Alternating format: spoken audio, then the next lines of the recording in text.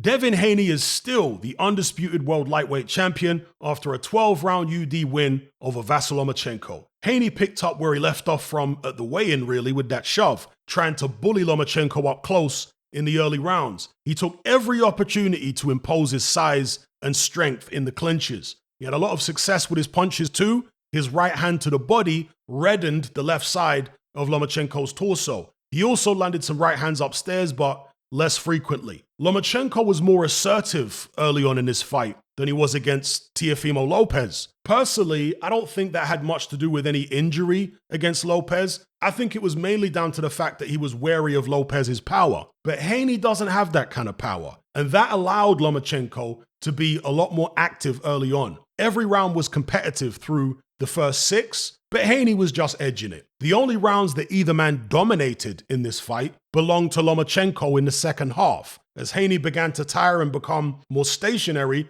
Lomachenko was able to land his left hand with great irregularity. He pinned Haney down on several occasions, getting through with combinations, bloody in his mouth. I thought the fight was razor close going into the 12th. I was saying to the guys in my Element group that a draw or a split decision either way wouldn't surprise me. Despite looking by far the more tired of the two, Haney actually managed to edge the final round. And after the final bell, all 3 judges scored it in favor of Haney, 115, 113 twice, and 116, 112. I was surprised by those scorecards because they did not accurately reflect how close and competitive this fight actually was. But boxing politics often play a part when it comes to officiating. At 24 years of age, Haney is 11 years Lomachenko's junior. The network, the promoter, and the sanctioning bodies probably see more mileage in Haney than they see in Lomachenko. He's also got history with another young top-ranked fighter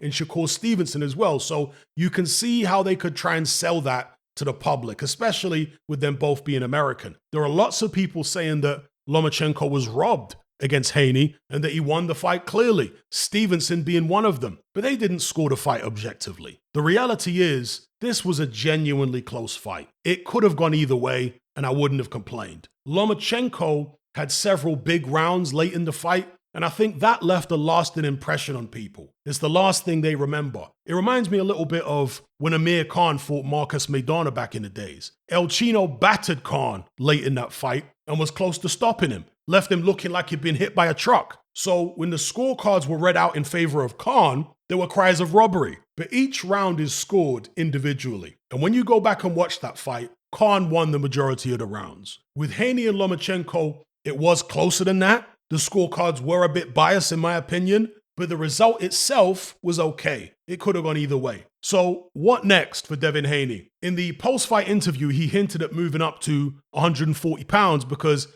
he is very big at 135. Perhaps the fatigue he felt late on against Lomachenko has convinced him that now is the right time. There are fights against the likes of Lopez, Taylor, Prograis, and even Ryan Garcia up there, all of which could be lucrative. And I suspect the majority of fans think he has a better chance against those guys than he does at 135 against the likes of Stevenson and Davis. The question is, does Haney believe that as well? Because that will ultimately determine which direction he chooses to go in. Davis and Stevenson both look more gifted than Haney. Faster, sharper offensively and defensively, and in the case of Davis, much more powerful.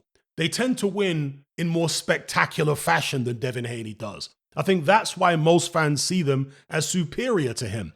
But when you break it down, Haney actually has a better resume than both of them. He's proved things in the ring that Davis and Stevenson have yet to prove. For example, he's been hurt in fights and managed to come through and win. He's shown that he can tough it out. He's passed the gut check. Stevenson, on the other hand, has never had a gut check. None of his opponents have been good enough to get past his skill to be able to test his chin and his heart. But that time will come. It comes for all fighters eventually. How will Stevenson react when it does? It's an open question. In some cases with these extremely talented boxers, they're so unaccustomed to adversity, the first time they find themselves in trouble, they crumble mentally.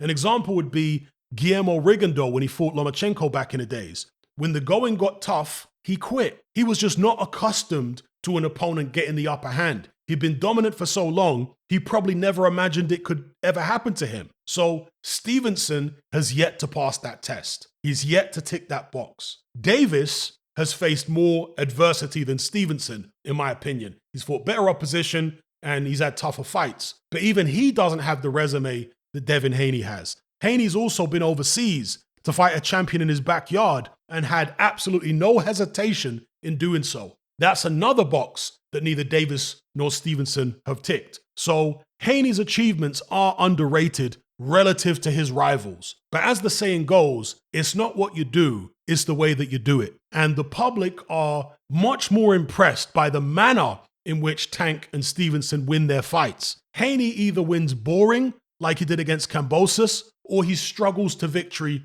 like he did with Lomachenko. He isn't lighting opponents up like the other two do. Is that entirely down to the fact that he's fighting better opponents? Or is he just not on the same level as Davis and Stevenson? Time will tell, and it'll be interesting to find out. Let me know what you guys think about all this in the comments section below.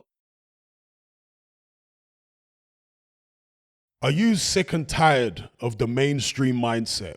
Does the dogmatic conformity and pathological ignorance have you tearing your hair out in frustration? Then don't be alone. Come and join our brotherhood on Patreon. We stand as a beacon of reason against an army of insanity. You'll gain access to my weekly topical podcast where we take more deep dives than Jacques Cousteau on an endless variety of subjects. There's also videos, interviews, live Q&As, as well as a vast back catalogue of previous episodes, including my popular Confessions of a Nightclub Bouncer series. You can listen via the Patreon app or download in high-quality MP3. Connect with myself and hundreds of other members in our Element chat group. There's no contract, no commitment, you can cancel at any time, and it's cheaper than a Mickey D's McMuffin. Just head to my Patreon page via the link below this video and select the tier called the Brotherhood of Reason. I'll see you over there.